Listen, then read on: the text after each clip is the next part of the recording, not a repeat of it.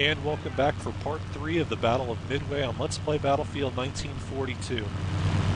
In my experience, and here we've got some good ticket bleed against the enemy, if you've got at least one pilot on your team who's smart enough to know that you can use these airplanes to capture the naval flags and make a big strategic impact that way, if you've got at least one guy in an airplane who will do that, you should be able to get at least one of the two naval flags on your side.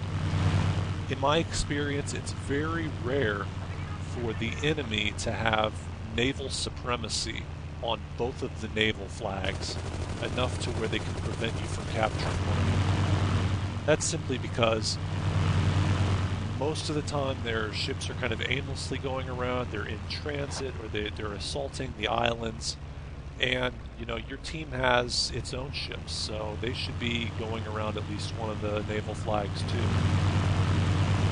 But right now, I mean, you can just use your plane. You take advantage of the ticket bleed here. This map, you got to get 3 out of 4. That's rare to do unless you've got good presence on the island and you've got someone taking advantage of the plane capturing the naval flags trick. If someone is, and if you're not completely hopeless on the island, then you should be able to inflict a bleed against the enemy. Now, it may be different if the other side has pilots smart enough to capture the naval flags with their airplane. But this is a very slow-paced map. Not too much action. The real action takes place, of course, on the island. People spawn in there, get some infantry battle, get the tank going. Not a very high-scoring map. It's kind of like El Alamein. People don't rack up the kills like they would on, say, Stalingrad, for instance. And when you don't have lots of kills, that means the tickets are going to be affected primarily by ticket bleed. So if you keep up the ticket bleed on this map, you should be able to win easily. Right now, we've got a massive lead over the enemy, 90 tickets, and they're continuing to bleed. I don't see them really coming back from that, even if they're good enough to inflict bleed against us. You can see there I was having a bit of trouble adjusting, trying to figure out how much to lead the target. Midway is not on the server that I normally play, so I went to a server where I have it's still a decent connection, but not as good.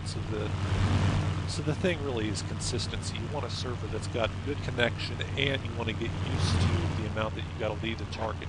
If it's 60 milliseconds, 15 milliseconds, whatever, as long as you get used to however much it is.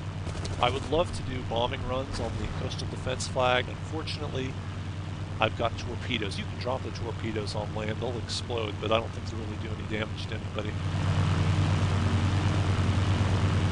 This map is, as I said, it's unique. Obviously, if you've seen other videos, this is the only one with naval flags. It's very Navy-oriented, a lot of water, very little land. It's probably the most hated map on this game, though. That's probably part of why Battlefield 2, they removed the naval aspect. Not enough people were fans of it. Now this map, I don't think it's that bad as long as you're not shut out from the island. You've got a chance to attack and spawn in. If you've got some good teamwork on the ships, it can be a pretty interesting map. You know, a couple engineers there repairing, a guy to man the cannons, one to man the anti-aircraft, etc. It's not a map that's a server killer like on Battlefield 2. There was Cooper Dam, which would make everyone go to bed early. They just hated the map so much. But this is a very unpopular map.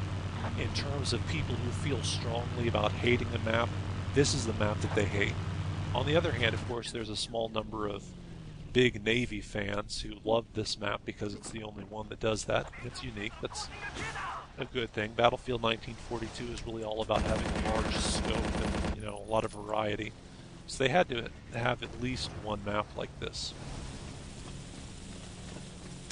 It is interesting to note, by the way, that unlike the real-life battle, on this map, neither side starts out with holding the island. It's not like Wake Island where the Americans hold it and the Japanese come in and try to take it. They just leave it neutral. They basically say, all right, race to the flag. which is an interesting thing. Obviously, that goes into their balancing efforts. My guess is they probably had the Japanese holding both of the naval flags, or neither side holding the naval flags, and the Americans starting out with Midway. But maybe it was just too difficult for the Japanese. They don't give either side an advantage in terms of the ships, so I guess they could, if they wanted to balance it, they might try to give the Americans the Midway flags in the beginning and then have the Japanese with more ships, but I don't know. I assume that was the result of play testing, how they made that decision. The story goes that at the Naval Academy, when they teach people and they simulate different battles, that they've never been able to produce an American victory at the Battle of Midway the way it started out in real life. That may or may not be true, but it kind of points out that if the Japanese have that huge naval supremacy in terms of the vehicles, and they don't have a lot of luck going on, they should be able to win. Now, on this game, the naval vehicles aren't quite as decisive. You really want to be able to spawn in on land. But anyway, I guess that was just kind of a random parenthetical there. But if you have no place to spawn in, and I unfortunately spawned in on the aircraft carrier when there were no planes to be had, it's not really that bad. You just take one of the landing craft and go straight for the nearest island flag. Usually you'll have at least one ship kind of near the islands, and you can get on there pretty easily, pretty quickly. The other thing to note is that if you really want to do guerrilla warfare and do something really weird on this game, and the other side has control of the airfield so you can't capture naval flags with your airplane, you can use your landing craft to capture the naval flags and then just sail at a distance, go right on the border of the map, and then as soon as they retake it, just drive your landing craft right back there and take the flag. I've done that before. It can have a big strategic impact. Now remember, there's only 4 flags on this map. There's usually 32 or 40 players total. So if one guy can basically screw up one of the naval flags with his landing craft, one guy on your team doing that, that has a huge impact strategically.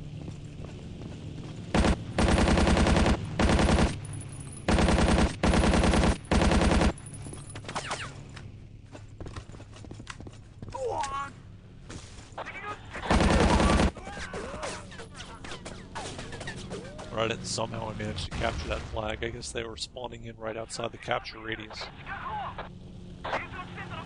They neutralized it right back though.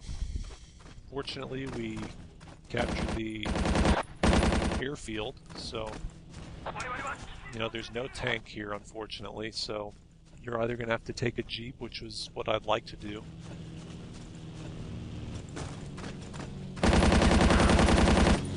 People will try to run you over with the jeeps. The best defense to that is just get behind a fence or something.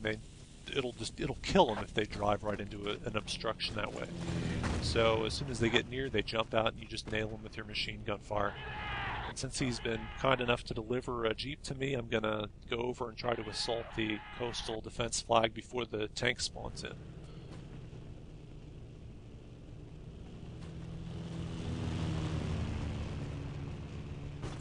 Well, you can't beat timing like that. Tank spawns in right as I get over here. Really bad timing for them. Stay tuned for the next part.